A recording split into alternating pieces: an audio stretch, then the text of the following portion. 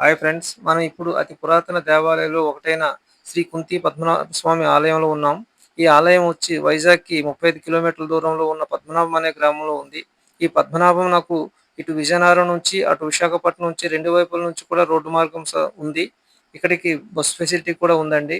ఇది ఒక పురాతన దేవాలయాల్లో ఒకటైన 5 విష్ణు దేవాలయాల్లో ఒకటండి.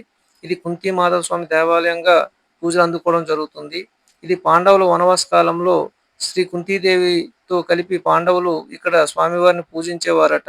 వాళ్ళు వనవాస కాలంలో నిత్య పూజల కోసం ఇక్కడ స్వామివారిని ప్రతిష్ఠించుకొని కుంతీదేవితో సహా పాండవులు పూజించేవారటండి. అందుకే ఇక్కడ శ్రీ కుంతి మాధవ స్వామిగా స్వామివారు వెలసి ఉన్నారు.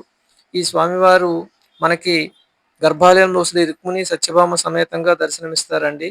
దీని నిర్మాణం చూస్తే మనకి కళింగ నిర్మాణ శైలిని ప్రదర్శించే విధంగా ఉంటుంది. అంటే పిరమిడ్ ఆకారంలో నిర్మించడం అండి. ఇది ఎక్కువగా 12, 17 శతాబ్దాల్లో ఇటువంటి నిర్మాణాలు జరిగాయని చరిత్ర చెబుతుంది. దీని నిర్మాణం అంతా కూడా రాయ మరియు సున్నంతో మాత్రమే నిర్మితం నిర్మించడం జరిగిందండి. సుశీలమైన ప్రదేశంలో దేవాలయానికి 4 వైపులా మండపాలు కూడా నిర్మించారు. చాలా ఆహ్లాదకరమైన వాతావరణంలో ఇది ఉంది. చాలా అద్భుతమైన దేవాలయంలో ఒకటండి. ఎవరైనా ఇంతవరకు గాని చూడకుండా ఉంటే తప్పకుండా వచ్చి దర్శించుకోండి.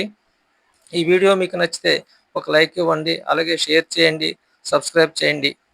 చూసి ఆనందించండి. ఇది స్వామివారి అంతరాలయం అండి. అదిగో కనిపిస్తుంది గర్భాలయం. Thank you.